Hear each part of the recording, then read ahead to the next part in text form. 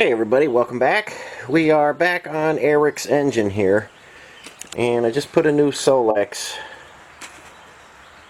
There it is. Just put a new Solex on. I've got the mixture set. I've got the idle set. Now all that's going to change. Right now we're just running this wide open.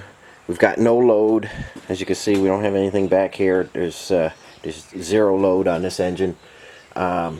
When the air cleaner gets on there and restricts the air, when there's a load on the vehicle, mixture and idle are going to change.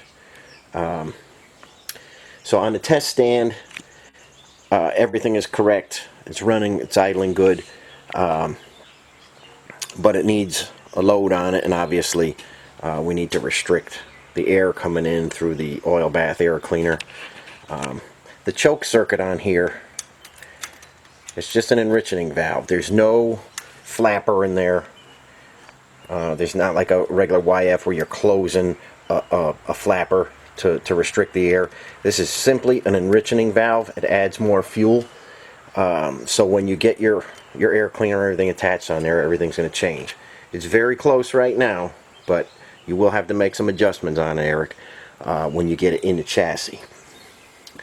Okay, the second thing is, the best thing for this engine now is you put it in your vehicle, and you put a load on it and drive it around town. You break them in as good as you can on the stand. Like I say, there's zero load. We need the transmission, we need the power to go through transmission transfer case, through the rear end, and out to the tires on the ground. Get a load on this. Not crazy, don't go pulling stumps out or anything, but best thing you guys can do after you rebuild your engine is get a load on it and drive it around.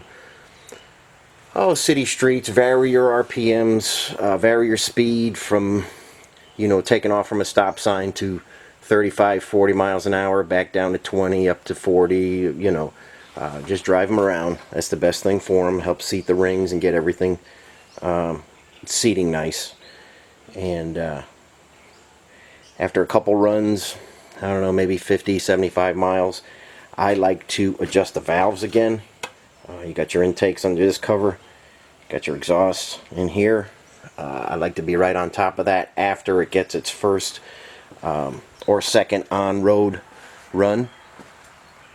But right now, temperature is holding good at 165. Oil pressure is fantastic. Carburetor is adjusted as good as we can get it. And it's ready to go.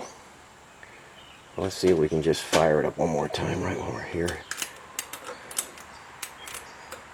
Hook up the power. Hang in there.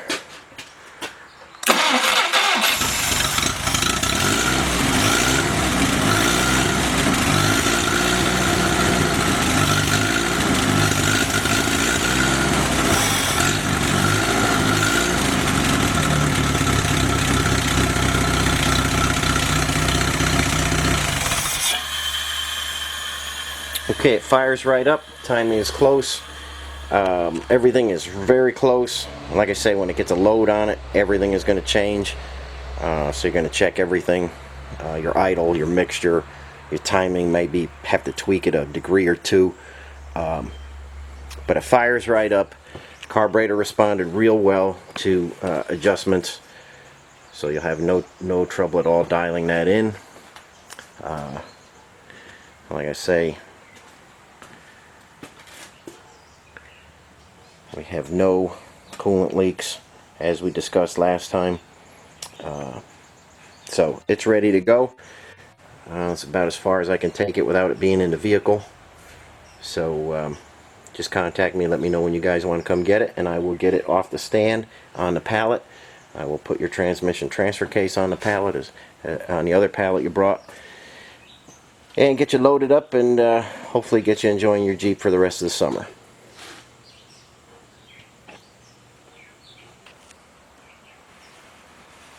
Okay guys, I'm going to try and zoom in here. Okay, when you get an engine from me now, I'm going to have... Hang on, let me try and get in there. I'm going to have these stickers on them, and this is a heat sensitive sticker. 190, 210, 230, 250, and 270. And whatever temperature this gets up to, if it's over 190, that'll turn red, all the way to 270. I've got 2 of them on this engine. A couple other engine builders convinced me to do this. Not that I don't think anybody can start an engine, but it's just if they do get overheated, bad things happen to these early engines. So if you see that on your engine, I put them in an inconspicuous place. They're in the back, so you won't see them. It's not going to stick out like a sore thumb or anything.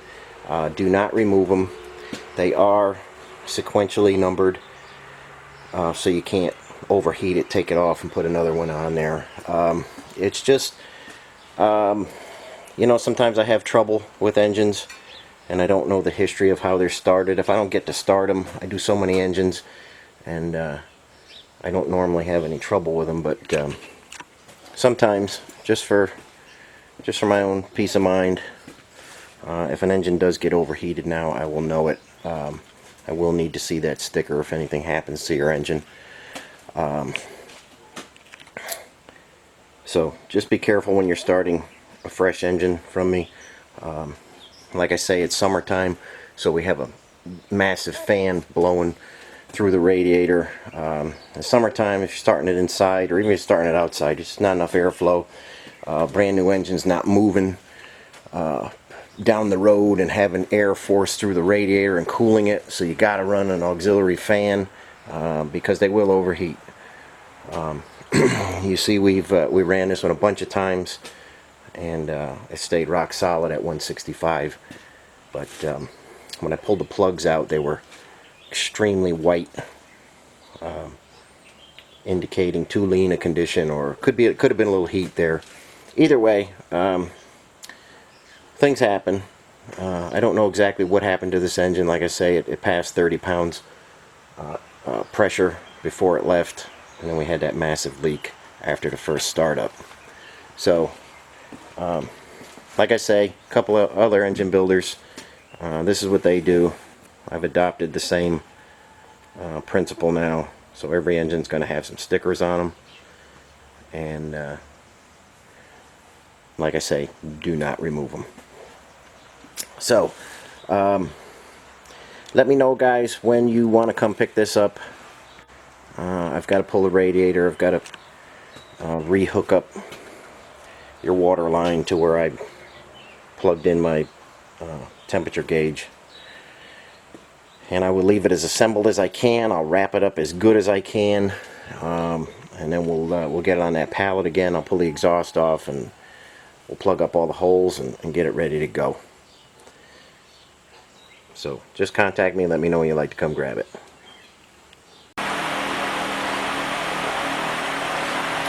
Okay, after getting that carburetor dialed in, rechecking the timing again, running it again, I've got it broken down on a pallet for you.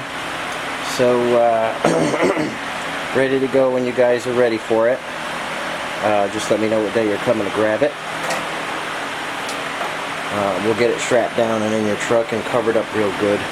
Got the carburetor covered for you, Eric, and everything else blocked off. So it's on a pallet, ready to go. And I'll show you the transmission and transfer case finished up next. Okay, Eric, I've got your transmission transfer case all ready to go. I've got you a gallon of the proper lube to go with that. Everything is done. Intermediate gear upgrade with Timken bearings. Some of those new parts you gave me are in there. New e-brake shoes. Turn the drum nice and round. So you should be good to go. It's dry right now. Just take the lube that I send along with it, and when you got it in the chassis and everything's level, just fill it up to the fill plugs, and you'll be ready to go. And that's about all I have for you today. Everybody, thanks for watching, and hope you enjoyed seeing the fix and the run-in of Eric's engine. Should be good for many miles now. So everything is ready to go, and I appreciate everybody watching. I'll catch you on the next one.